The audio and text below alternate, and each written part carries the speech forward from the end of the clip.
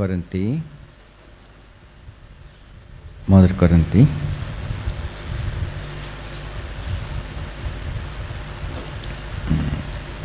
6వ అధ్యాయం. కొరింథీ 6. మీలో ఒకనికి మరి ఒకని మీద వ్యాజ్యం ఉన్నప్పుడు వాడు పరిశుద్ధులు ఎదుట కాక అనీతిమంతుల ఎదుట వ్యాజ్యమాటకు తెగించున్నాడా?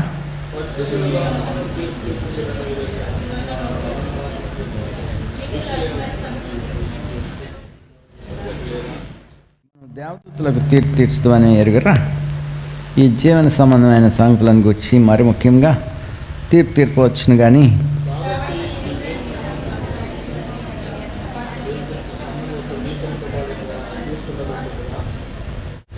మీకు సిగ్గు రావాలని చెప్తున్నాను.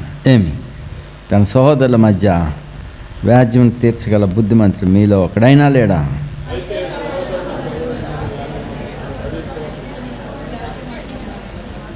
ఒకరి మీద ఒకడు వ్యాజ్యమాడటం మీలో ఎప్పటికే కేవలం లోపం. ఇంతకంటే అన్యాయం సహించటం మేలు కాదా? దానికంటే మీ సొత్తులను అపహరింపబడనిచ్చుట మేలు కాదా?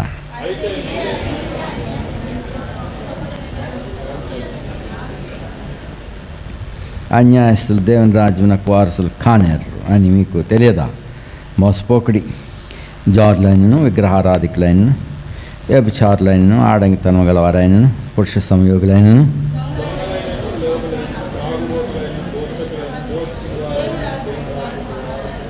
మీలో కొందరు అటువారేంటిరి. కానీ ప్రభువైన యేసుక్రీస్తు నామమున మన దేవుని ఆత్మయందును మీరు కడగబడి పరిశుద్ధపరచబడిన వారే నీతివంతులుగా తీర్చబడితిరి.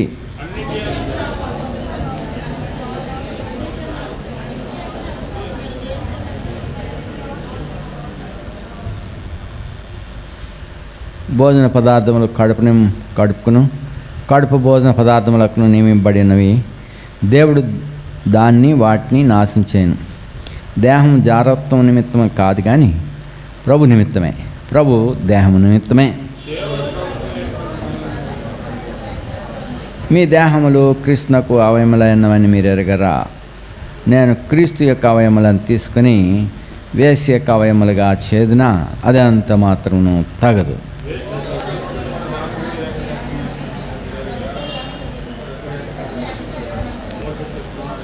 అటువలే ప్రభుతో కలుసుకున్నవాడు ఆయనతో ఏకాత్మైనాడు.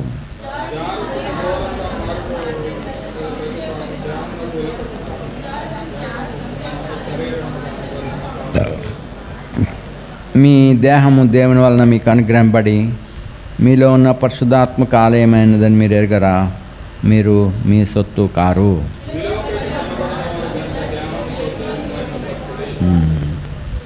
ప్రార్థించుదాం. నమ్మకమైన దేవా, సమయాన్ని నీ వాక్యం వద్దకు వచ్చినాం. ఈ దిన భాగమును బట్టి వందనాలు. దయచేసి నీ చిత్తానుసారంగా మాతో మాట్లాడము. మాకు అవసరమైనవి, ప్రయోజనకరమైనవి మాకు అనుగ్రహించము నాయన. వ్యర్థమైన వాటి నుంచి మమ్మల్ని విడిపించమని యేసుక్రీస్తు ప్రభునామమున వేడుకుంటున్నాం తండ్రి. ఆమేన్.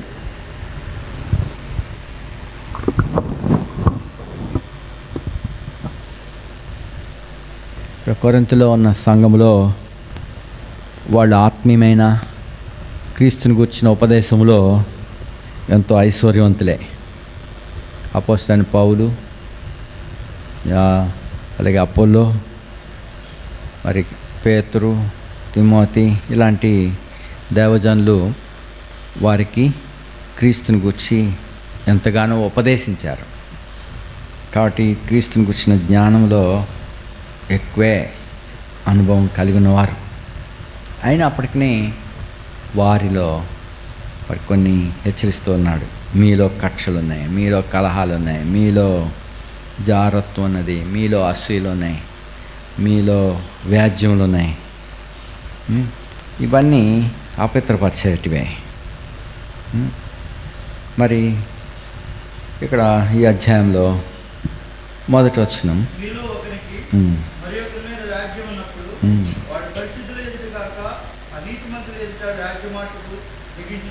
సో వ్యాజ్యాలు, జగడాలు, కేసులు ఎక్కడికి వెళ్తున్నారు? బయట వాళ్ళ దగ్గరికి పోతున్నారు న్యాయం తీర్చమని. అనీతిమంతుల యొద్దకు. సమస్యలు ఉంటానే ఉంటాయి. మోషే ఐగుప్తు నుంచి మరి ఇశ్రాయేలీయులు విమోచించబడినప్పటికీ మరి ఇంకా దారిలో ఉండగానే ఉదయం నుండి సాయంత్రం రాక జగడాలు తీర్చే స్థితి ఉండింది. ఇంకేం జగడాలు వాళ్ళకి? ఉదయం నుండి సాయంత్రం అయ్యాక ఇత్రో మామయ్య గారు, మోషే మామయ్య గారు వచ్చాడు. 18వ అధ్యాయం నిర్గమాకాండం 18వ అధ్యాయం. మరి ఆయనతో ఎలాగ ప్రభు వారిని విమోచించాడో ఆ సంగతులన్నీ వినిపించాక ఇత్రో కూడా మా ఇశ్రాయేల్ దేవుడే దేవుడు అని, ఆయన సమస్త దేవతల కంటే గొప్పవాడని ఇప్పుడు నాకు తెలిసింది అన్నాడు.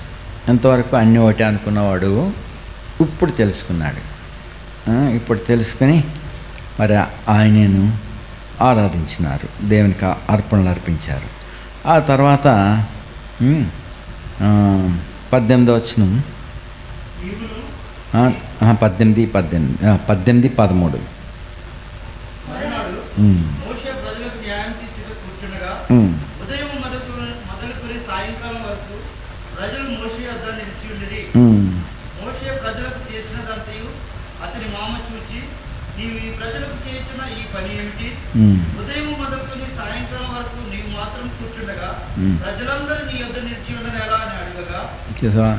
ఎందుకు వస్తున్నారు వీళ్ళు? ప్రజలకు న్యాయం తీర్చడానికి. 22వ వచనం 22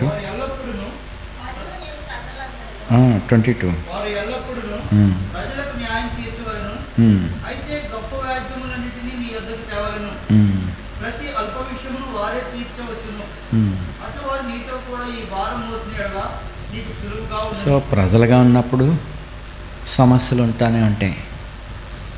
వ్యాజ్యాలు, మరి ఒకళ్ళ మీద ఒకళ్ళకి మిస్అండర్స్టాండ్స్, లేక సొమ్ములు ఒకరి ఇంకొకళ్ళకి వెళ్ళిపోవటం, ఇలాంటివి వారికి వ్యాజ్యాలు, జగడాలు ఉన్నాయి.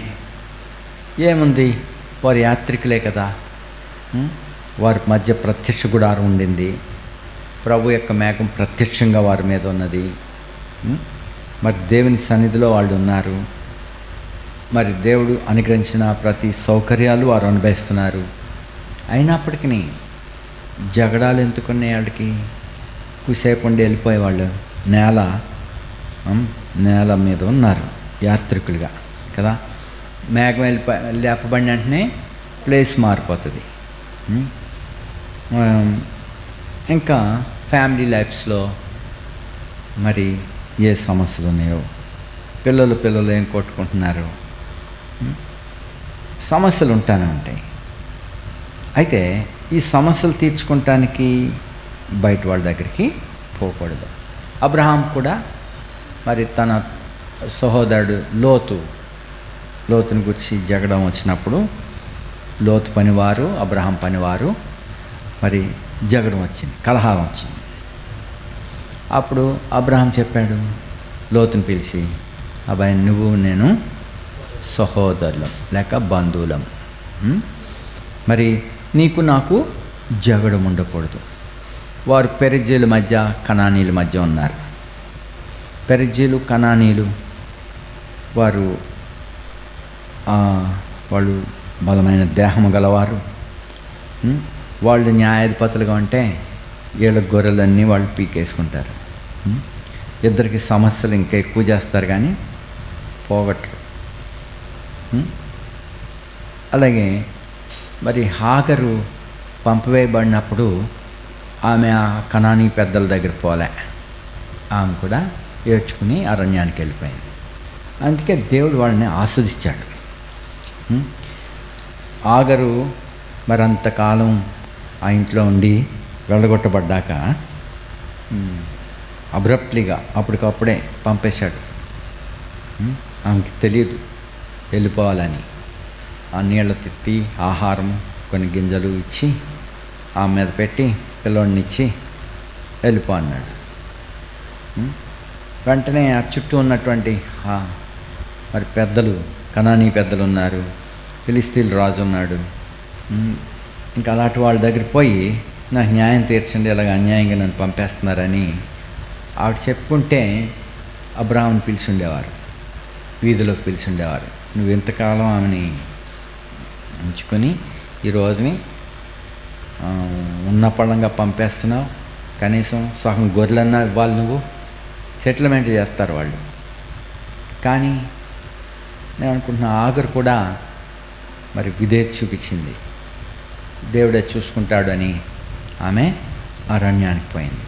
అందుకే దేవుడు వాళ్ళని, ఆమె సంతానాన్ని కూడా దేవుడు ఆస్వాదించాడు. గొడవలు పెట్టుకుంటే అబ్రాహాము యొక్క సగం డబ్బు, సగం ఆస్తి, లేక సగం గొర్రెలు, పనివారు ఆమెకి ఇచ్చేసి ఉండేవారే. న్యాయం తీర్చినందుకు వాళ్ళు కూడా కొంత తీసుకుంటారు. అబ్రాహామును అవమానపరిచి ఉండేవారు. కానీ ఆగరు అలా చేయలేదు. దేవుడు అందుకే ఆగర్ని దీవించాడు. మరి న్యాయంగా తీర్పు తీర్చే దేవునికి ప్రతి వారం అప్పగించుకున్నారా? అనీతిమంతుల దగ్గరికి, వ్యాజ్యానికి వెళ్ళటానికి తెగిస్తున్నావా అంటున్నాడు. సో అనీతిమంతుల ఎదుట వ్యాజ్యమును ఆడుటకు తెగించున్నాడా? అది తెగించేవంటే ఎంతో ప్రమాదం. మరి ఇప్పుడు దేవుని పిల్లలు ఎటువంటి ఉన్నత స్థితిలోనికి పిలువబడుతున్నారు? చూడండి, 2వ వచనం.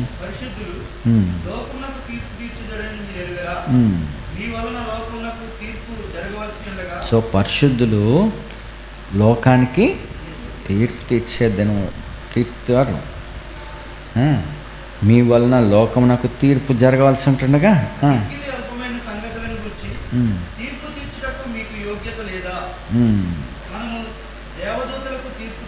చూసారు, 2 ఎంత గొప్ప సంగతులు. దేవదూతలకు కూడా తీర్పు తీర్చవలసిన వాళ్ళం మనం. దూతలకు కూడా తీర్పు తీర్చేంత ఉన్నత స్థితిలో దేవుడు మనల్ని ఉంచగొడితే, మిక్కిలి అల్పమైన సంగతులకు వచ్చి బయటికి వెళ్ళి బయట వాళ్ళతో న్యాయం తీర్చమని అడగటం ఎంతో తక్కువ పని అది. మీ వలన లోకమునకు తీర్పు తీర్చబడాల్సినది, లోకం తీర్పు తీర్చబడాల్సింది. అటువంటి ప్రభుతో కూడా కూర్చుంటకు మనకు ఆదికి తీయబడుతుంది. మరి తర్వాత దేవదూతలకు కూడా తీర్పు తీర్చే స్థితిలో ఉన్నాం. ప్రభువైన యేసుక్రీస్తు ఆయన న్యాయ సింహాసనం మీద ఉంటాడు. చూడండి, మత్తయి సువార్త 25లో మనం ప్రభు యొక్క ఔన్నత్యతను ఎరగవలను. ప్రభువైన యేసుక్రీస్తును దేవుడు మృతుల్లో నుండి లేపినాడు. ఆయన తీర్పు తీర్చబడటానికి పిలాతు దగ్గర తీసుకుపోబడ్డాడు, ప్రధాన యాజకులు దగ్గర తీసుకుపోబడ్డాడు. పిలాతు, హేరోదు వీళ్ళందరూ మరి ఆయన తీర్పు తీర్చడానికి నిలబెట్టారు. అప్పుడు ఆయనలో ఏ దోషం కనపడలేదు.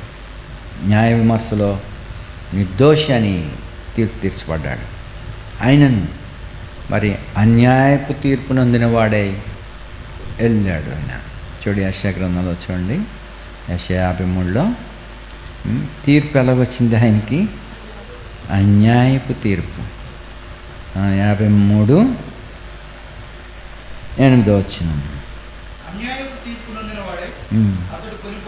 కేకలు వేసుకుంటా పోలే, బొబ్బలు పెడతా పోలే, గొర్రె వెళ్ళే బొచ్చు కత్తిరించు అనేది గొర్రె మౌనంగా ఉన్నట్లు ఆయన మౌనంగా ఉన్నాడు, నోరు తెరవలేదు. అన్యాయపు తీర్పు నొందిన వాడే అతడు కొనుక్కోబడును.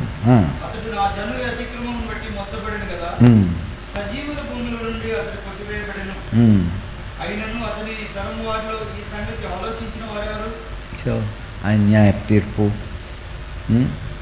సజీవుల మధ్యలో ఉండకుండా సిలువేయండి వీడు బతకతాగడు. అపోస్తలులు కూడా వీడు బతకతాను తగడు, పౌలుని గుర్చి వీడు బతకతగడు, వీడు పీడ వంటివాడు, తెగులు, వీడు ఎక్కడుంటే అక్కడ తెగులు వ్యాపిస్తుంది, పీడ వంటివాడు అని చెప్పి అతన్ని చంపేయండి అని కేకలు వేశారు. ఎందుకు ఇలా చేశారు? ప్రభు ఏ తప్పు చేశాడు? ఆయన ఏ కీడు చేయలేదు. ఆయన అందరికీ మేలు చేశాడు. ఆయన ఉపదేశములు అనేకులకు ఆదరణ ఇచ్చినాయి. ఏ కీడు చేయలేదు. ఎందుకు లోకం ద్వేషిస్తుంది? లోకము దేవుని ప్రజలను కూడా ద్వేషిస్తుంది. ఎందుకంటే దేవుడు మనల్ని ప్రేమించాడు కాబట్టి లోకము ద్వేషిస్తుంది. మరి లోకము విరోధంగానే ఉంటుంది. నేను మిమ్మల్ని ప్రేమించున్నాను కాబట్టి లోకం మిమ్మల్ని ద్వేషిస్తుంది అన్నాడు. చూడు యోహాను సువార్తలో. అది లోకం, సరే, లోకం ఎలా ద్వేషిస్తే ద్వేషింది. అయితే మనలో మనకేమి?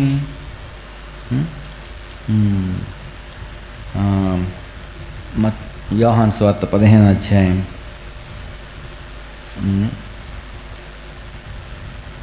17వ వచనం నుంచి,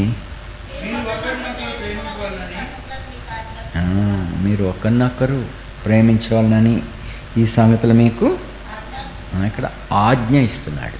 బతిమాలతలే. కొన్నిసార్లు బతిమాలుతున్నాడు, కొన్నిసార్లు ఆజ్ఞాపిస్తున్నాడు. పౌలు కూడా సహోదరుల విషయంలో బతిమాలుతున్నాను అన్నాడు. I beseech you my brother అని. మిమ్మల్ని పౌలను నేను, లేక క్రీస్తు యేసు యొక్క ఖైదీనైన నేను మిమ్మల్ని బతిమాలుతున్నాను. ఇక్కడ ప్రభు ఆజ్ఞాపిస్తున్నాడు. ప్రభుగా నేను ఒకరినొకడు ప్రేమించవాలని ఈ సంగతులు మీకు ఆజ్ఞాపించున్నాను.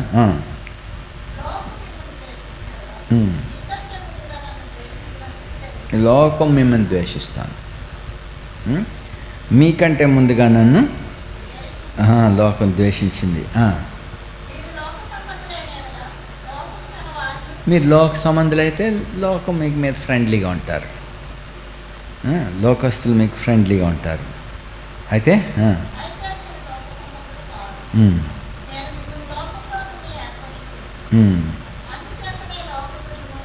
అందుచేతనే లోకం మిమ్మల్ని ద్వేషిస్తుంది.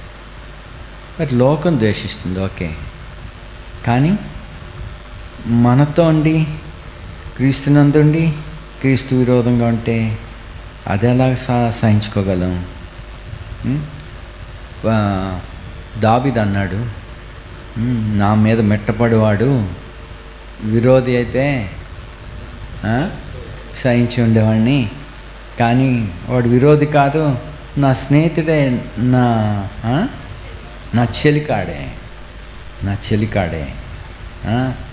నా మీద నాతో కలిసి బోధన చేసిన హితుడు, కలిసి ఉండేటవాడు, కలిసిమెలిసి హితుడు అంటే ఇమిడి ఉన్నాడు, మంచిగా కలిసి ఏక మనసుతోటే ఉన్నవాడు. ఉన్నట్టుండి వాడు విరోధముగా కాలెత్తాడంట. ప్రభుతో కూడా ఉండినవాడు. మరి శిష్యుల్లో అనేకులు ప్రభుని వెంబడించారు. 12 మంది నిల్చున్నారు. ఆ 12 మందిలో ఒకడు సాతాను, అనగా క్రీస్తు మనసు కలిగిన లేడు. క్రీస్తు యేసు మనస్తత్వంలో లేదు. అయితే వాడు విరోధిగా ఉండుంటే పర్వాలేదు. విరోధి అంటే మనం అంటుకోము, వాళ్ళు జోలికి పోము. కానీ లోపలుండి కలిసి ఉన్నట్టుండి, హితుడిగా ఉన్నట్టుండి విరోధ భావం కలిగిన వారు. చూడండి, మన శరీరంలో ఏదైనా తత్వానికి విరోధమైన ఆహారం మన శరీరానికి సరిపడింది అది తీసుకుంటే మనలో ఇమ్మడదు, హితమవదు. అది బయటికి పోయేంత వరకు నెమ్మది ఉండదు. అలాగే మన కణాలు ఎన్నో ఉన్నాయి. ఈ మెడికల్ చెకప్లో అనేక విధాలుగా విభజిస్తున్నారు. మరి యాంటీజెన్ ఉంటాయి, అవి విరోధంగా పనిచేస్తాయి శరీరంలో ఉండి, శరీరానికి అనుకూలంగా ఉండవు. యాంటీజెన్ అంటారు. ఇలాంటి వాటిని ఏమంటారు అంటే HBsAg అందులో ఉంటాయి, కానీ విరోధంగా ఉంటాయి. శరీరమునకు అనుకూలంగా పనిచేవాయి. సో మరి అలాంటి రీతిగా సంఘము మరి ఉంటే కానీ అయితే ప్రభు తన సంఘమును పరిశుద్ధపరచుకుంటాడు, నిర్దోషమైనదిగా, మహిమగలదానిగా. మరి ఇలాంటివన్నీ ఒకదాని తర్వాత ఒకటి ప్రభు ఖాళీ చేసేస్తాడు. ఐగుప్తులో నుంచి విమోచించబడిన ఇశ్రాయేల్ సంఘం, అరణ్యంలో ఉన్న సంఘం, అందులో మిశ్రిత జనం ఉన్నారు, కార్నల్ పీపుల్ ఉన్నారు.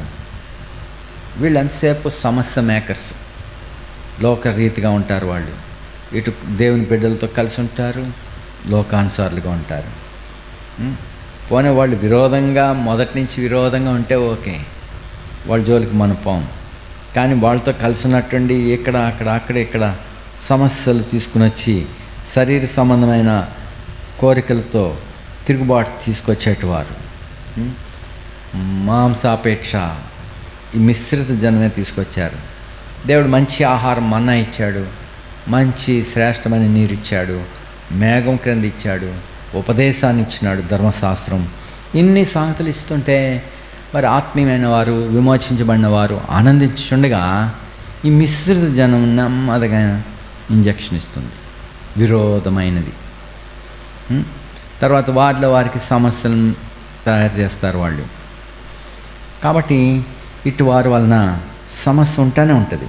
అందుకే మరి మోషే ఉదయం నుండి రాత్రి రాక ప్రజలు వచ్చి చూపోతూ వాద్యాలు తీర్చుకుంటున్నారు. దేవుని యొద్ద అడిగి తెలుసుకుని వారికి న్యాయం తీరుస్తూ ఉన్నాడు. అది అసలు ఎందుకు రావాలి అలాగా దేవుని పిల్లలు? ఐగుప్తులో మరి అన్యాయంగా ఐగుప్తులు బాధలు పెట్టుతున్నప్పుడు దేవునికి మొరపెట్టుకోవాల్సి వచ్చింది. మొదట ఎదిరించారు, తర్వాత వారికే జగడాలు ఎలాగొచ్చేవి. మరి లెక్కప్ చెప్పాలా? ఇటుకలు, ఒక చురుకైన వాడు సులువుగా పనిచేసుకునేటివాడు ఈ దినానికి లెక్క అయిపోగా రేపటి కోసం కూడా కొంచెం అడ్వాన్స్గా, రేపు కొంచెం ఖాళీగా ఉండొచ్చు కదా అని చెప్పి ఎక్స్ట్రా పని చేసుకుని మరి నిల్వ చేసుకున్నాడు ఇటుకలు. ఈలోగా సోమరోళ్ళు ఉంటారు ఇశ్రాయేలీల్లో. వాడు పని చేయకుండా ఎవరిదో దాచుకున్న ఇటుకలు ఈడు లెక్కలో చేర్చుకుంటే మోషే వెళ్ళే సమయానికి ఒక ఐగుప్తుడు ఒక ఇశ్రాయేల్ని కొడుతున్నాడు. ఎందుకు కొట్టాడు? వాడు తప్పు చేయకుండా కొట్టలేదు. అతను కష్టపడి ఎక్స్ట్రా చేసుకున్న వ్యక్తి కంప్లైంట్ ఇచ్చాడు. అయ్యా, నేను తయారు చేసుకున్నాను, మా వాడు ఎత్తుకొచ్చేసాడు, వాడు తానే కష్టపడి తెచ్చినట్టుగా లెక్కప్ చెప్తున్నాడు, అది నా ఇటకలు అని చెప్తా ఉండుంటాడు. అందుకే ఆ ఐగుప్తీయుడు అతన్ని గద్దించాడు, వాడు ఎదిరిస్తే కొట్టుంటాడు.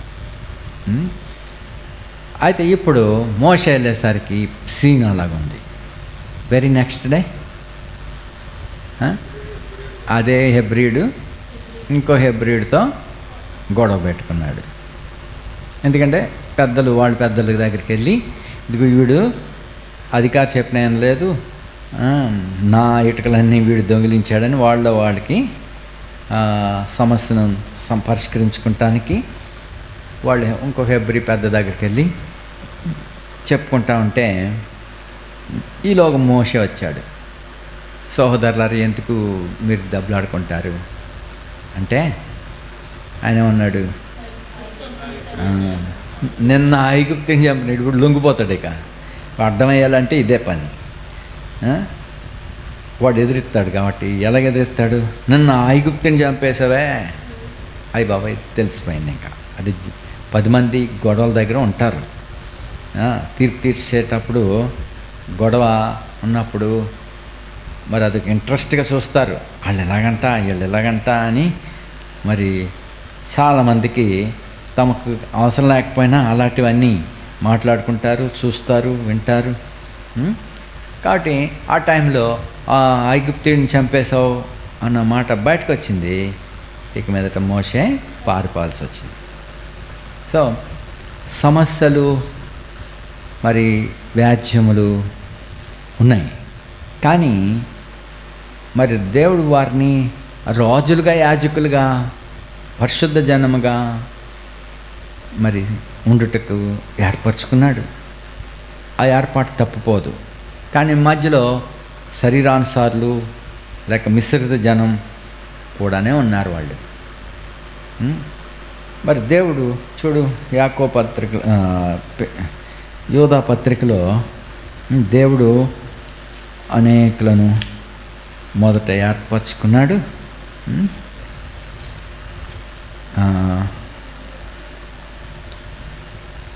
ఇక్కడ మనకు బోధింపబడిన బోధ, పరిశుద్ధులకు ఒక్కసారే అప్పగింపబడిన బోధ నిమిత్తం మీరు పోరాడవాలని వేడుకొంచున్నాను. 3లో 4 వచనంలో రహస్యంగా లోపలికి వచ్చేసారు.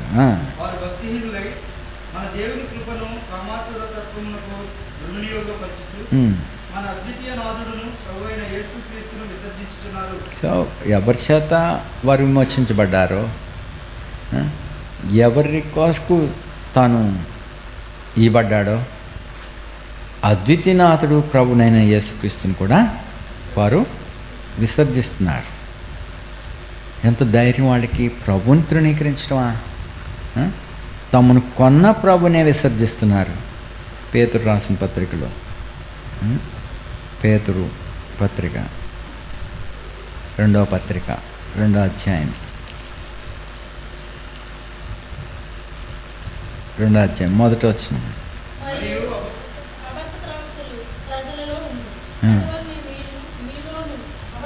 సో అటువలే మీలోను అబద్ధ బోధకులుందరు.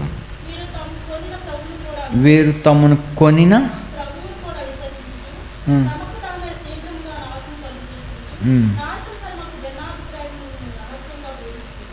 రహస్యముగా. సో ఎటువంటి విరోధ భావం, ఎలాంటి క్రీస్తు విరోధులు లోపల ఉన్నారు. మరి వీళ్ళు లోపల చొరబడ్డారు. 5వ వచనం యోధా పత్రికలో,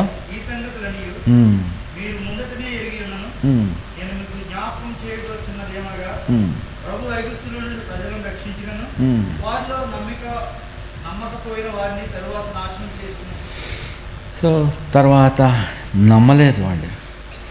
ప్రభు రక్షించాడని వారికి తెలియదు.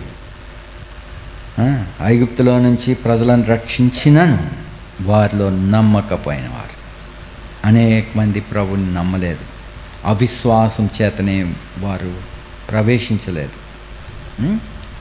అవిశ్వాసం, ప్రభు మాటకి లోబడలేదు.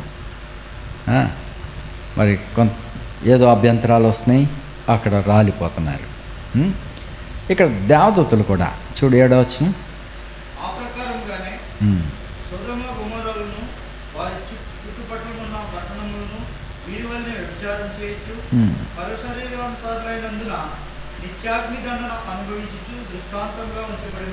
ఆరో వచనం,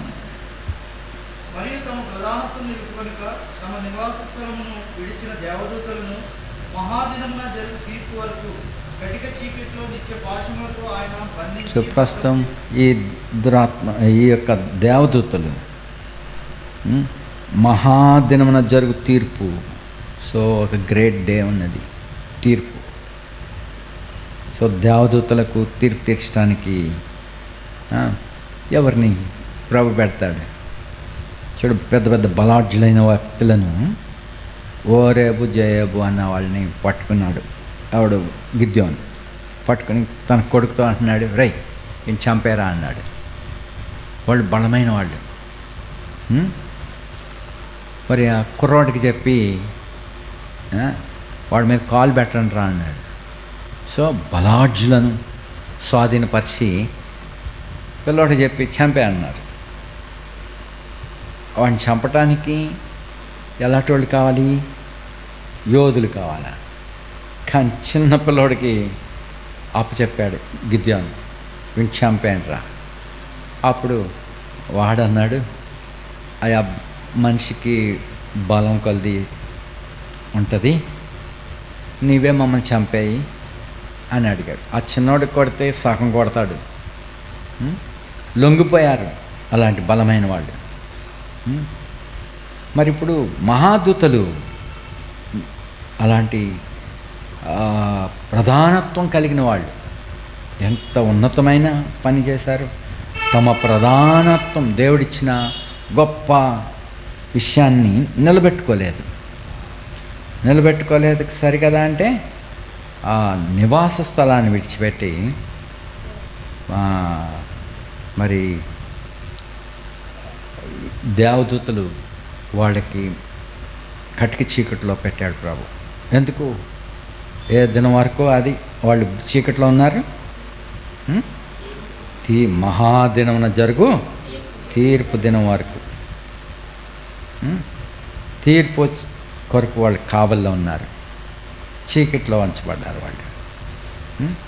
మరి ఇటువంటి స్థితిలో ప్రభు మనకు అప్పగిస్తాడు ఈ పని. మనం ఆయనతో కూడా సహించిన వారమైతే ఆయనతో కూడా ఏలుదాము, ఆయనతో కూడా పరిపాలన చేయాలని ప్రభు ఏర్పరచుకున్నాడు. మనం కూడా ప్రభు యొక్క శ్రమలను ఆయుధముగా ధరించుకున్నాడు.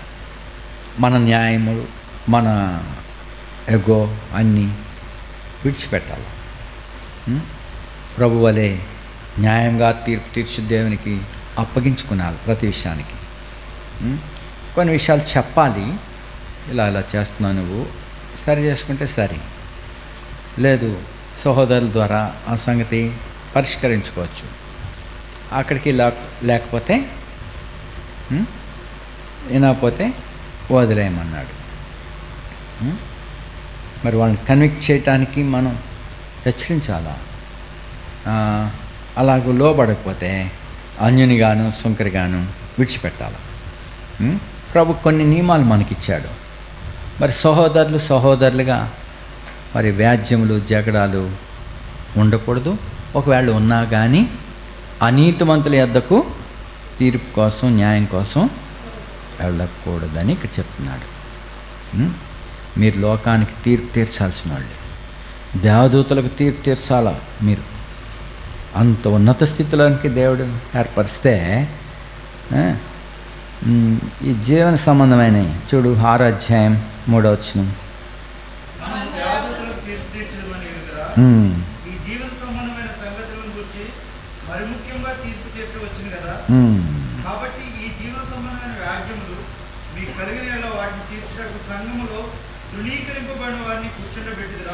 మళ్ళీ సంఘంలో ఎవరిని తీసుకొచ్చి ఉంటున్నారు? తృణీకరింపబడిన వారిని. ఎవరు తృణీకరింపబడ్డారు?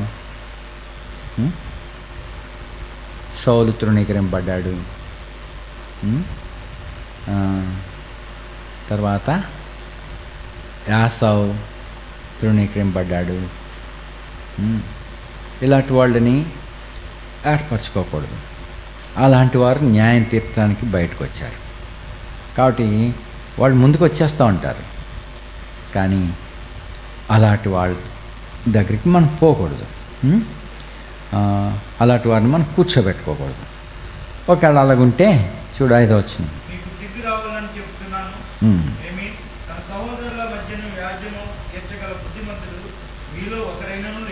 మీలో ఒకడైనా లేడా? తర్వాత 6.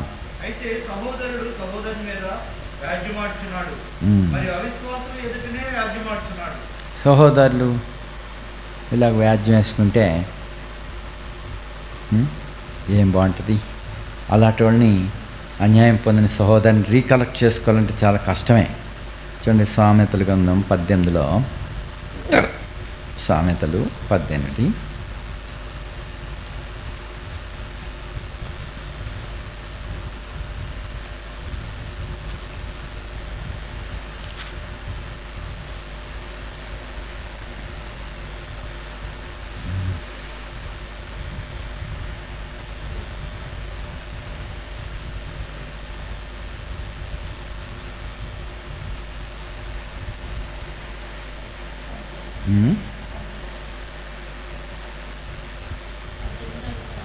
పద్దెనిమిది.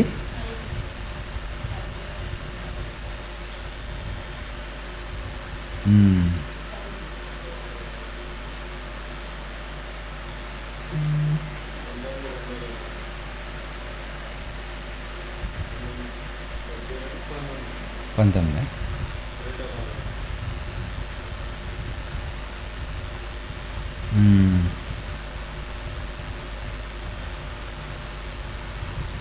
సహోదరుడు వాడిని తిరిగి సంపాదించడం, వాడికి అన్యాయం జరిగింది. 19వ వచనం చదవండి. బలమైన పట్టణమును వశపరచుకుంటే కంటే ఒకరి చేత అన్యాయం నొందిన సహోదరుని వశపరచుకుంటా కష్టతరం. అదే 18, 19 వచనం రైటే. బలమైన పట్టణమును వశపరచుకుంటే కంటే ఒకరి చేత అన్యాయం నొందిన సహోదరుని వశపరచుకుంటే కష్టతరం. వివాదములు నగరు తలుపుల అడ్డగడియలంత స్థిరములు. వివాదాలంతా గట్టి పట్టణానికి వేసేట అడ్డగడిలంతా స్థిరంగా ఉన్నాయి. ఒకని చేత అన్యాయం నందిన సహోదరుడికి అన్యాయం జరిగితే అలాంటి వాళ్ళని తిరిగి వశపరచుకుంటా చాలా కష్టం. ఇలాంటి వివాదాలు చాలా విరోధంగా అంత అడ్డగడేలు వేసేటువంటివి. కాబట్టి అలాంటి వాటిని ఎందుకు కలిగి ఉండాలి మనం? మన సహోదరులమైన అబ్రహాం ఇంటి వారం. అబ్రహాం ఎలా నడుచుకున్నాడో అలా నడుచుకున్నాడు దేవుని పిల్లలుగా. మొదట తన ఫ్యామిలీలో సమస్య వచ్చినప్పుడు అబ్రహాం చక్కగా పరిష్కరించుకున్నాడు. తర్వాత బయట వ్యవహారాలు, అబ్రహాం తవ్వించిన నుయ్య బావులు మరి ఫిలిష్తీయులు బలాత్కారంగా తీసేసుకున్నారు. మరి అబ్రహాం గొప్ప బింది చేశాక మరి తర్వాత ఆలోచించుకున్నారు, అయ్యి బాబా ఇంత క్రమము, ఇంత పద్ధతి, ఇంత ఖరీదు, ఆయన విందు మనం చేయలేమనుకుని ఫిలిష్తీయుల రాజు అబీమెలెకు అతని సైన్యాధిపతి పీకోలు కలిసి అబ్రహాం దగ్గరికి వచ్చారు. అబ్రహ్మ, మాతో నిబంధన చేయాలా? నేను మీ పౌత్రాదులను ఆయనను వంచలేదు, నువ్వు కూడా మా పుత్ర పౌత్రాదులను ఏమనొద్దు, నాతో నిబంధన చేయండి, నువ్వు మాకంటే బలం గలవాడవయ్యో అని సమాధానం కొరకు వచ్చాడు. చేస్తాను సమాధానం నిబంధన చేస్తానులే. వస్తారు, లాగేసుకుంటారు. మా ఇంత కష్టపడి మేము ఆ యొక్క భూమి ఆ బావికి తవ్వించాము, మీరు తీసేసుకుంటారు, నిబంధన చేయమంటారు. ఇలాగా ఆక్షేపించాడు. ఈ పని ఎవరు చేశాడో ఇప్పుడు నువ్వు చెప్తేనే కానీ నాకు తెలియదు అని చెప్పి అప్పుడు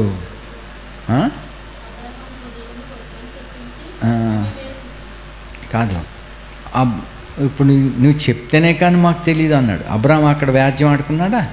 ఆది కాండంలో చూడండి 16. ఆది కాండం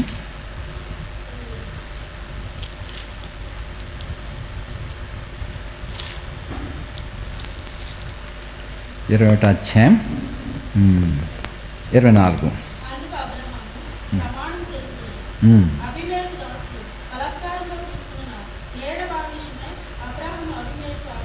ఇక్కడ ఫిలిష్తీయులు తీసేసుకున్నారు బలాత్కారంగా అబీమెలెకు దాసులు. ఇది మాదని చెప్పి మరి ఆ బావిని తీసేసుకుంటే చదువు ఆక్షేపింపక, ఈ పని ఎవరు చేస్తారో నాకు తెలియదే, నీవు కూడా నాకు ఏం చెప్పలేదు, ఇంతవరకు నాకు తెలియదు నువ్వు చెప్తేనే కానీ. చూసారా? అంటే దీని అర్థం ఏంటి? బలాత్కారంగా వాడి కష్టం అంతా తీసేసుకుంటే అబ్రహాం ఏం చేశాడు? తన దాసులు మరి పోరాడతారు. ఏంటిది? మేము కష్టపడి మేము స్వయంగా మా యజమాని కొరకు మేము పనిచేసాము, ఇది మా యజమానుడు అయిన అబ్రహాంది, మీరేంటి ఎలా చేస్తున్నారంటే వాళ్ళు బలాత్కారంగా లాగేసుకున్నారు, వాళ్ళని తరిమేశారు. తరిమేస్తున్నప్పుడు అబ్రహాం దగ్గరికి వెళ్తుంది, ఇలాగ ఆక్రమిస్తున్నారు, మరి మమ్మల్ని రానియట్లేదు మన యొక్క బావి దగ్గరికి అంటే, వదిలేండి, లెట్ దెమ్ టేక్. అది అబ్రహాం. సో మరి దేవజనులు కూడా, నిజమైన దేవజనులు అలాగనే చెప్తారు. వారు పోరాటానికి న్యాయ స్థానాలకు పోరు. వారు అన్యాయం సహిస్తారు. అలాగిన దైవజనులు మార్టిన్ గారి దగ్గర నేను చూశాను. వాళ్ళు పోలీసు వాళ్ళని తీసుకొచ్చి డబ్బులు కట్టేసి వచ్చారు. పోలీసు వాళ్ళు కూడా వాళ్ళకి సపోర్ట్గా ఉన్నారు. తర్వాత కేసు వేశారు. మరి కోర్టులో సమన్ వచ్చింది, వెళ్ళాలా. ఇప్పుడేమన్నారు పెద్దవాళ్ళు, హెబ్రోన్ నుంచి ఆయన కోర్టుకి వెళ్ళాడు. కోర్టుకి వారు లాగారు. గవర్నమెంట్ జడ్జిమెంట్ సీట్ నుంచి మరి సమన్ వచ్చినప్పుడు వెళ్ళాలి కదా, లేకపోతే ముద్దాయిగా ఉంటాడు. కాబట్టి తర్వాత అలాంటి పెద్ద పెద్ద వాళ్ళే ఆయన విమర్శించిన వాళ్ళే ఇప్పుడు అదే స్థితిలో ఉన్నారు. కాబట్టి అయితే దేవజనుడు చెప్తా ఉన్నాడు, let them take, will go away, leave this place. So ఈ స్థలాన్ని విడిచిపెట్టిపోదాం. అది దైవజనులు తీసుకున్న నిర్ణయం. ప్రభు మమ్మల్ని పోషిస్తాడు, లేక ప్రభు ఎక్కడ తీసుకుని పోతాడో అక్కడ పోతాం. కానీ స్థలాల మీద, వస్తువుల మీద, వారికి కలిగిన రైట్స్ మీద వాళ్ళు లేరని నేను దేవుని ఎదుట, సంఘం ఎదుట సాక్షిస్తున్నాను. కాబట్టి ఆ రీతిగా మరి అబ్రహాము యొక్క స్వభావం అది. అబ్రహాము వలె మనం ప్రవర్తించవాలని. లోపల కుటుంబంలో సమస్యలున్నా పరిష్కరించుకుంటకై కొంత నష్టమైనా పర్వాలేదు, పరిష్కరించుకోండి. బయట వాళ్ళ దగ్గర పోవద్దు. తర్వాత మరి బయట వారి ద్వారా బలాత్కారంగా నష్టం వచ్చినప్పుడు ఆ న్యాయ విమర్శ కొరకు ఫిలిస్తీన్ల రాజైన అధిపతి దగ్గర పోయి నాది అనవసరంగా తీసేసుకుంటున్నారు, ఇది నాది అని చెప్పి ఆయన రాజుకి, సైన్యాధిపతికి కంప్లైంట్ ఇవ్వలే. సో వదిలిపెట్టినాడు.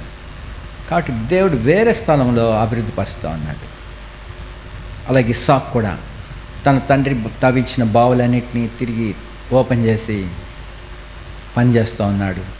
దేవుడు ఆస్వాదిస్తూ ఉన్నాడు. నూరంతలుగా పండుతుంది, క్రమక్రమంగా అభివృద్ధి పొందుతున్నాడు. ఫిలిస్తీన్లు ఆశ్చర్యపడ్డారు, ఇది బావి మాది, ఈ స్థలం మాది అని చెప్పి ఆక్రమించారు. ఎక్కడైతే ఆక్రమిస్తున్నారో, ఎక్కడైతే వెళ్ళిపోమంటున్నారో వదిలిపెట్టి వేరే వేరే స్థలానికి వెళ్తున్నాడు. కాబట్టి మరి ఇది వాళ్ళే బలాత్కారంగా చేసి పంపేస్తారు. అప్పుడు దేవుడు ఏర్పరచబడిన స్థలానికి వారు తరిమే పడతారు. కాబట్టి మరి ఇస్సాకు అలాగనే అబ్రహాం వలె నడుచుకున్నాడు. మరి మనము అబ్రహాం సంతాన స్వభావాన్ని మనం కూడా కలిగి ఉండగలం. అబ్రహాం సంతాన స్వభావం యేసుక్రీస్తు ప్రభు ధరించినాడు. మరి మనం కూడా అట్టి మనసును, మీరు అబ్రహాం పిల్లలైతే అబ్రహాం చేసినట్టుగా చేయాలా. తను నమ్మిన యూదులు గుర్చి ప్రభు అన్నాడు, మీ తండ్రి అయిన అపవాది, వాడు మొదటి నుండి నరహంతకుడు, అబద్ధికుడు, మీ తండ్రి అపవాది అని చెప్పాడు. మమ్మల్ని అలాగంటావా, మేము అబ్రహాం సంతానం అన్నారు. అబ్రహాము సంతానం అయితే అబ్రహాం చేసినట్టుగా మీరు చేస్తారు. అబ్రహాం అలా చేయలేదు, 2-3 సార్లు అన్నాడు ఆ మాట. చూడండి, యోహాను సువార్త 8వ అధ్యాయం, యోహాను సువార్త 8వ అధ్యాయంలో అబ్రహాం అలా చేయలేదు అని. సో 8:37 అయినను మీలో నా వాక్యం నాకు చోటు లేదు. సో అబ్రహాము సంతానమే పేరుకి, కానీ దేవుని వాక్యం వారిలో లేదు. వారిలో ఉన్నదేంటి? కక్షలు, ద్వేషములు. దేవుని వాక్యం నాకు స్థలం లేదు, వేరేవి నిండిపోయినాయి వారి హృదయంలో. అందుకే నోరు అలా మాట్లాడుతుంది. చదువు ఇంకను. నా తండ్రి దగ్గర చూసిన సంగతులే బోధిస్తున్నాను.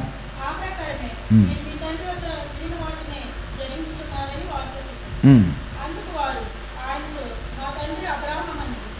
యేసు, మీరు అబ్రాహాము పిల్లలైతే అబ్రాహాము చేసిన క్రియలు చేసి అబ్రహాం చేసిన అబ్రహాం పిల్లలైతే అబ్రహాం ఎలా చేస్తాడో అలా చేస్తారు. ఇంకా చదువు 40. దేవుని వలన వినిన సత్యము మీతో చెప్పిన వాడైనను నన్ను దేవుని వలన వినిన సత్యము మీతో చెప్పిన వాడనైన నన్ను మీరిప్పుడు చంపదలుచుకున్నారే. ఆ, అబ్రాహాము అట్లు చేయలేదు. అబ్రహాము అలా చేయలేదు. సో అబ్రహాం పిల్లలు అబ్రహాముని జ్ఞాపకం చేసుకుంటారు, అబ్రహాముని అనుసరిస్తారు, మరి తమ తండ్రిని అనుసరిస్తారు. అబ్రహాము అలా చేయలేదు అన్నాడు. చూడు 56 వచనం. తండ్రి అయిన అబ్రాహాము నా దేవుని సంతృప్తిగా ఆనందించాడు. అది చూసి సంతోషించిన అబ్రహాం ఏం చేశాడు? ప్రభుని చూడాలని, ప్రభు దినాన్ని ప్రభుతో ఆనందించినాడు. అది చూశాడు, ఆనందించాడు అని చెప్పాడు. మీరు ఆ అబ్రహాం చూసిన దేవుడు వాళ్ళతో ఉంటే ఆయన బట్టి ఆనందించలేదు వారు. దానికి ప్రతిగా ఆయన చంప వెతికినారు. అబ్రహాం పిల్లలైతే అబ్రహాం వలె నడుచుకోలేదు.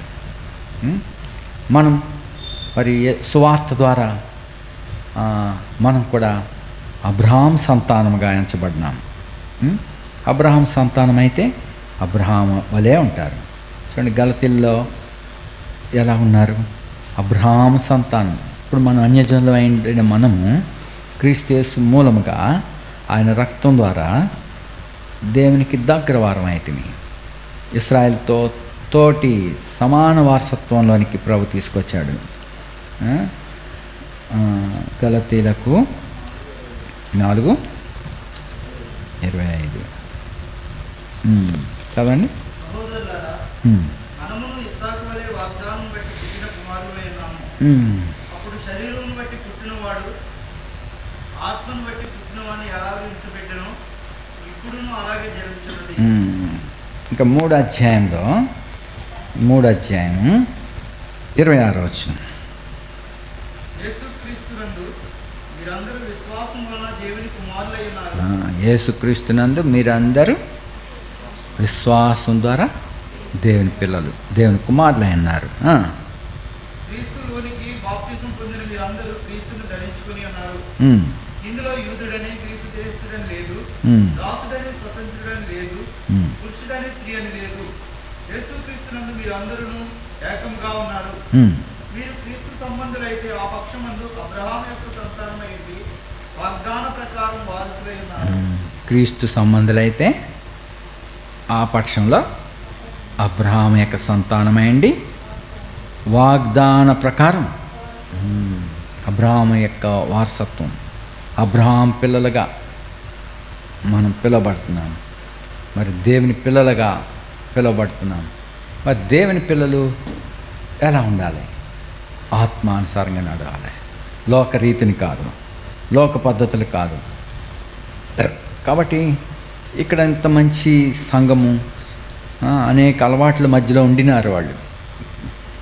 కొరింథీలో అన్న సామాన్యంగా జరిగేది వ్యభిచారములు ఎక్కువ, తాగుబోత్తనం,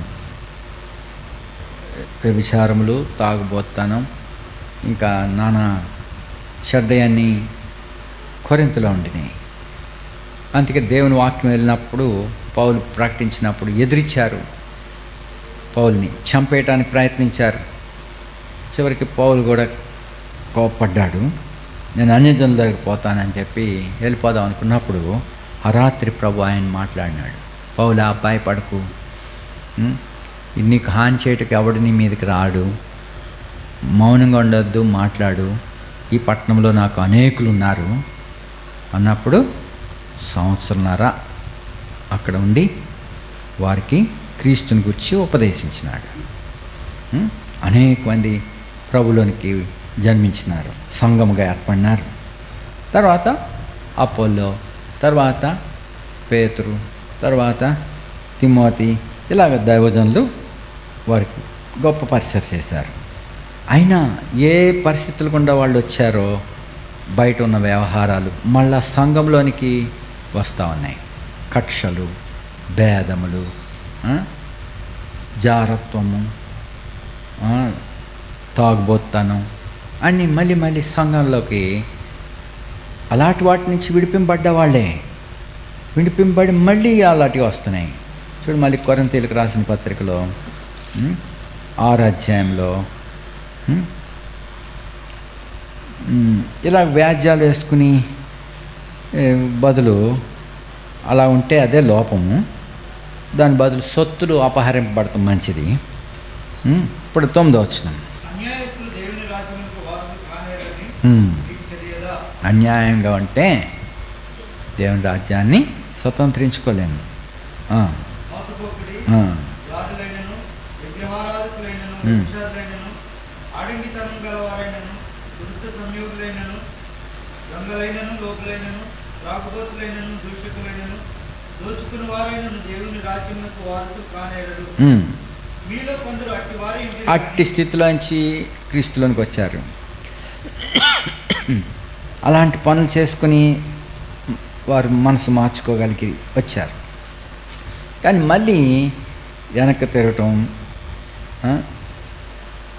మళ్ళీ అదే అలవాట్లు కలిగి ఉండటం సరైనది కాదు. మీలో కొందరు అట్టి వారైంటిరి.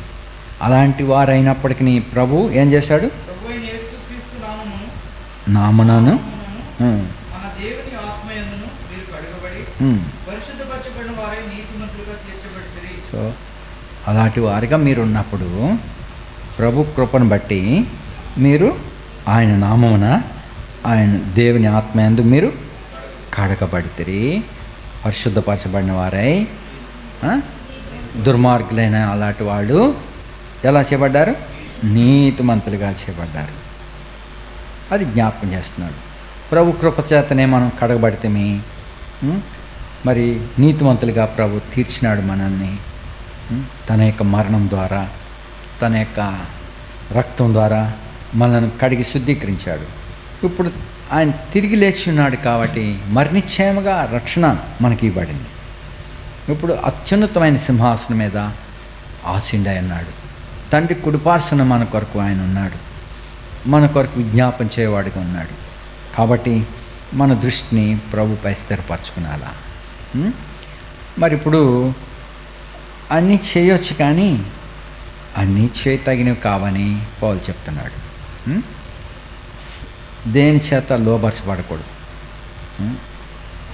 దేవుడిచ్చిన స్వాతంత్రాన్ని శరీర సంబంధమైన దానికి లోబర్చుకోకూడదు. తర్వాత ఈ దేహం గురించి, ఈ దేహం జారత్వం కొరకు కాదు. ఈ దేహం ఎందుకు ఇవ్వబడింది? మనకి ప్రభు నిమిత్తం ఇవ్వబడింది. ప్రభు దేహం నిమిత్తమే. చూడు 14వ వచనం. దేవుడు ప్రభువును లేపును, మనలను కూడా తన శక్తి వలన లేపును. చచ్చిన మనల్ని లేపేవాడు. ప్రభుని తండ్రి లేపాడు. విశ్వసించిన మనల్ని కూడా ఆ మహిమతో, అట్టి పునరుత్థాన శక్తితో లేపి తనతో కూడా ఉంచుతాడు. తర్వాత 15. ఈ దేహంలో క్రీస్తునకు అవయవములై ఉన్నామని ఎరుగరా? నేను క్రీస్తు యొక్క అవయవములను తీసుకొని వేశ్య యొక్క అవయవములుగా చేసిన. మీ దేహములు క్రీస్తు యొక్క అవయవాలు. మనం ఒకరినొకరము క్రీస్తు శరీరంలో అవయవాలుగా ఉన్నాం. ఈ అవయవాలన్నీ క్రీస్తును శిరస్సుగా కలిగి ఏకమైనవి. కాబట్టి ఈ అవయవాల్ని మనం వ్యర్థమైన అపవిత్రమైన వాటిని కొరకు ఉపయోగించవద్దు. దేవుడు మనకు కన్నులు ఇచ్చాడు. ఈ కన్నులని వ్యర్థమైన వాటికి ఉపయోగించకూడదు. చేతులను ఇచ్చాడు, వ్యర్థమైన వాటి కొరకు కాదు. ఇప్పుడు 17వ వచనం. అటువలే ప్రభుతో కలుసుకున్నవాడు ఆయనతో ఏకాత్మై ఉన్నాడు. జారత్వమునకు దూరంగా పారిపోడి మనుషుడు చేయు ప్రతి పాపమును దేహమునకు వెలుపల ఉన్నది కనుక జారత్వం చేయవాడు తన సొంత శరీరమునకు హానికరంగా పాపం. సో అలా చేస్తే తనకే హాని, అది తన శరీరానికే హాని. మరి దేహములు 19. మీ దేహము దేవుని వలన మీకు అనుగ్రహింపబడింది. సో ఈ దేహాలు మనకి దేవుడిచ్చాడు. అది ఎలాంటి దేహమైనా, ఒక స్త్రీగా లేక పురుషునిగా దేవుడు మిమ్మల్ని పెట్టాడు. ఈ దేహము మన అంతటా మనం కలిగి లేదు, దేవుడు ఇచ్చాడంతే. ప్రభువైన యేసుక్రీస్తు కూడా దేవునితో కూడా ఉండుటకు యోగ్యుడు, తండ్రితో కూడా ఉండుటకు భాగ్యం గలవాడు. అయితే ఆ భాగ్యాన్ని కూడా మనల్ని ప్రేమించి ఆయన తను తాను అప్పగించుకున్నాడు. రిక్తుడిగా వచ్చి తన ఒక దేహంలో ప్రభు అతనికి ఇచ్చినప్పుడు ఆ దేహంలో తండ్రిని గణపరిచాడు, ఆ దేహంలో తండ్రిని సంతోషపరిచాడు. ఈయనే నా ప్రియకుమారుడు, ఈయన యందు నేను ఆనందించున్నాను. సో ప్రతి విషయంలో ఆయన కుమారుడైండి కూడా విధేయత చూపించాడు. మరి ప్రభు తండ్రి అనే దేవుడు అతని యందు ఆనందించాడు. నాకు ఇలాంటి దేహం ఇచ్చావు, నన్ను తక్కువగా చేసావు, ఎంత దేవదూతల చేత కొనియాడబడే ఔన్నత్యత స్థితిలో నుంచి ఎంత తక్కువ చేశాడు దేవుడు. తండ్రి ఆయన ఎంతగా తక్కువనిగా చేశాడు. మనుషులలో కూడా తృణీకరింపబడిన వాడయ్యాడు. ఆయన చూసి అపేక్షించినట్టుగా ఏది ఆయనలో లేదు. ఆయన గుద్ది వాసిపోయాడు. ఆయన ముఖము నిరాకారంగా చేయబడింది. సో ఆయనను ఎవరు కోరుకోలేదు. అలాంటి శిలువ మరణం పొందటానికి అంతవరకు ఆయన విధేయత చూపించాడు. సో అంత తక్కువగా చేయబడినప్పటికీ ఆయన ఇసుక్కోలేదు. సో తండ్రిని స్తుతించినాడు. కాబట్టి ఎలాంటి దేహాన్ని ప్రభు మీకు ఇచ్చినాను, అది నల్ల దేహం ఆయనే కావచ్చు, కురూపమైన దేహమే కావచ్చు, అందులో సైతం తండ్రిని మనం స్తుతించవాలని. మీ దేహములు దేవుని చేత మీకు ఇవ్వబడ్డాయి. కాబట్టి ఏ వ్యసనము, ఏ అపితత్వ లోపల ఉంచుకోవద్దు, ఏ చింత లోపల ఉంచుకోవద్దు. దేహాన్ని పాడు చేసే వాటన్నిటినీ తీసేయండి. చూడండి, సామెతలు 2వ అధ్యాయం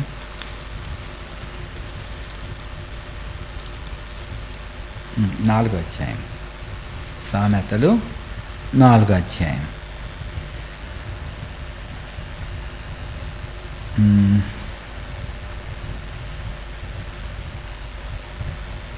4వ అధ్యాయం 23వ వచనం. నీ హృదయంలో నుండి జీవదానం బయలుదేరును, కాబట్టి అన్నిటికంటే ముఖ్యంగా నీ హృదయమును భద్రముగా కాపాడుతున్నాను. మూర్ఖపు మాటలు నోటికి రానియకము, పెదవుల నుండి కుటిలమైన మాటలు రానియకము. నీ కన్నులు ఇటు అటు చూడక సరిగాను, నీ కనురెప్పలు నీ ముందర సూటిగాను చూడవలను. సో నీ హృదయాన్ని భద్రపరచుకో. దేహమును పాడు చేసేటి వాటి కొన్ని ఉంటాయి, వాటన్నిటినీ మనం పారవేయాలి. సో మనం హృదయాన్ని భద్రపరచుకోవాలి. చూడు 22వ వచనం 22. దొరికిన వారికి అవి జీవమును, వారి సర్వ శరీరమునకు ఆరోగ్యమును ఇచ్చును. సో దేవుని వాక్యము మనకి జీవాన్ని ఇస్తుంది. నా మాట శ్రద్ధగా విను. 26. నీవు నడుచు మార్గము సరళం చేయము. 21. నీ కన్నుల ఎదుట నుండి వాటిని కలుపుకొనియకము, నీ హృదయమును వాటిని భద్రం చేసుకును. దొరికిన వారికి అవి జీవమును, వారి సర్వ శరీరమునకు ఆరోగ్యమును ఇచ్చును. అది దేవుని మాట మనం మన ఎదుట పెట్టుకున్నాలా. మన ప్రభువైన యేసుక్రీస్తు దేవుని వాక్యం అన్నవాడు. మనం ఆయనను గురిగా పెట్టుకున్నప్పుడు మనం కీడులోంచి కాపాడబడతాం. దేవుని వాక్యం మనకి సర్వ శరీరమునకు ఆరోగ్యాన్ని ఇస్తుంది. మరి మన దేహాన్ని పాడు చేసేటివి కొన్ని ఉన్నాయి. అందుకే ఈ దేహము దేవుని చేత మనకి ఇవ్వబడింది. ఈ దేహంతో దేవుణ్ణి మహింపరచాలా, దేవుణ్ణి స్తుతిస్తూ మరి మనుషులను శపిస్తూ ఉంటే 2 విధాలుగా ఉన్నట్టు వారు దేవునికి ఇష్టలు కాదు. ఒక్క ఓట్లోంచి తీయని నీళ్ళు వేరే నీళ్ళు రావు. అలాగా దొందనాలిక, అది అపవాది యొక్క పని అది. సో అపవాది పిల్లలు అపవాది వలె ప్రవర్తిస్తారు. మరి దేవుని పిల్లలు దేవుని పోలి నడుచుకుంటారు. కాబట్టి మనం దేవుని పిల్లలుగా పిలువబడుతున్నాం. మరి ఒక దినం వస్తుంది, దేవుడు తీర్పు తీరుస్తాడు ప్రతిదానికి. మహాదినం ఒకటి ఉన్నది. ఆ దినమున ప్రభు సింహాసనాసీనుడై ఉన్నప్పుడు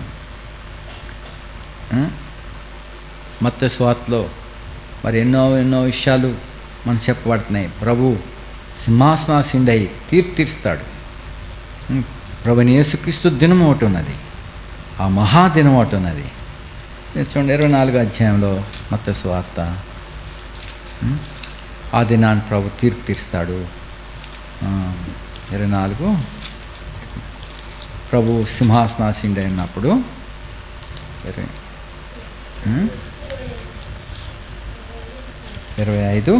31 25-31. తన మహిమతో మనుష్య కుమారుడు ఆయనతో కూడా సమస్త దూతలు వచ్చినప్పుడు ఆయన తన మహిమ సింహాసనం మీద ఆసీనుడై ఉన్నాడు. ఆయన తన మహిమ గల సింహాసనం మీద మరి అప్పుడు తన వారెవరో తన వారికి కాని వారెవరో ఆయన విభజిస్తాడు. అంతవరకు కలిసే ఉంటారు. క్రీస్తు సంబంధులు, క్రీస్తు విరోధులు కూడా కలిసే ఉంటారు ప్రస్తుతం. అయితే ఒక దినం వస్తుంది, ప్రభు వేరు చేస్తాడు.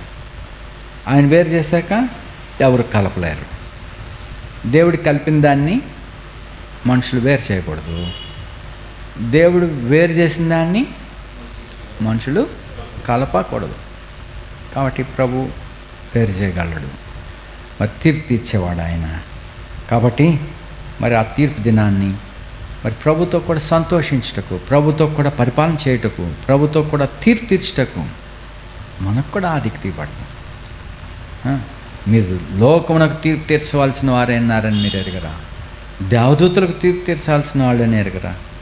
మిక్కిలి అల్పమైన సంగతుల గురించి ఏంటికిలాగా రాజుల వలె, ప్రభువైన యేసుక్రీస్తు వలె మీరు ప్రవర్తించవాలని ప్రార్థిస్తాం.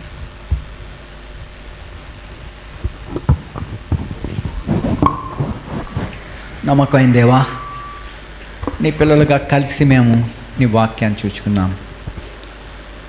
సంఘములో ఉన్నటువంటి మరి కొరింథీలో ఉన్న సంఘములో ఉన్న లోపాలు ఎలా సరిచేస్తున్నావో మాకు చూపిస్తున్నావు నాయన. నీ వాక్యం ద్వారా హెచ్చరిస్తూ ఈ పత్రికను మరి సంఘంలోని లోపాలని సరిచేయటకై రాయించి ఇచ్చినావు నాయన. ఈ దాసుడు పౌలుని బట్టి వందనాలు. ఈ లేఖనాలు పరిశుద్ధ లేఖనాలుగా ఆయన పత్రికలు బలీయమైనగా మాకు ఇచ్చారు ప్రభా. వీటిని అనుసరించుటకు సహాయపడండి ప్రభా. లోకమునకు తీర్పు తీర్చవలసిన వారమైనామని అంత ఉన్నత స్థితిలోనికి మమ్మల్ని తీసుకుని వస్తున్నావు. మీతో కూడా తీర్పు తీర్చుటకు, మీతో కూడా కూర్చుంటకు ప్రభా మమ్మల్ని పిలిచినావు నాయన. ఈ గొప్ప ఏర్పాటు విషయమై మా దృష్టిని అందుకు స్థిరపరచము ప్రభా. ఈ లోకంలో ప్రతి విషయంలోనూ చక్కగా ప్రవర్తించడానికి సహాయపడండి. దుష్టు నుంచి మమ్మల్ని కాపాడండి. వ్యర్థమైన మాటలు, వ్యర్థమైన ఆలోచనలన్నీ తీసివేయండి. ఆనరబుల్గా ఉండగలటకు సహాయపడండి దేవా. నీ సత్యమందు మమ్మల్ని ప్రతిష్ఠించము. క్రీస్తు మనసు మాలో ఉంచుము. అబ్రహాం వలె అబ్రహాము స్వభావం మాలో ఉంచుము. అబ్రహాము కుమారుడైన, దావీదు కుమారుడైన యేసుక్రీస్తు వంశావళిలోనికి మమ్మల్ని తీసుకుని వచ్చావు.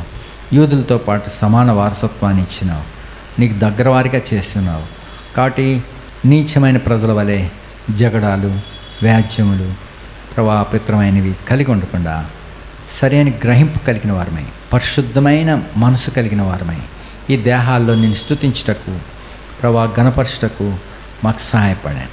నీచ స్వభావం, జగడాలు, వాదనలు, అపిత్రమైన మాటలు చెప్పుకొని వ్యాపింపజేసేటువంటి దురలవాటు, అపిత్రత, ఆ యొక్క స్రావము కలిగిన స్త్రీ పురుషుల వలె కాక పరిశుద్ధమైనవి షేర్ చేసుకునేటానికి మరి మాకు సహాయపడండి. మరి ఎవడు నా యందు విశ్వాసం ఉంచును లేఖనం చెప్పినట్టు వాని కడుపులో నుండి జీవజల నదులు ప్రవహించనున్నావు. కాబట్టి ప్రభా, నీ జీవజల నదులు మాలోంచి ప్రవహింపచేయము. కానీ అపవిత్రమైన ఇష్యూస్, స్రావములు, అపవిత్రత కలిగి ఇతరులను అపవిత్రపరిచేటువంటి స్రావములు ఎవరిలో ఉన్నాయో వారిని కూడా కడిగివేసి ఆ అపవిత్రత నుంచి కడిగివేయము నాయన.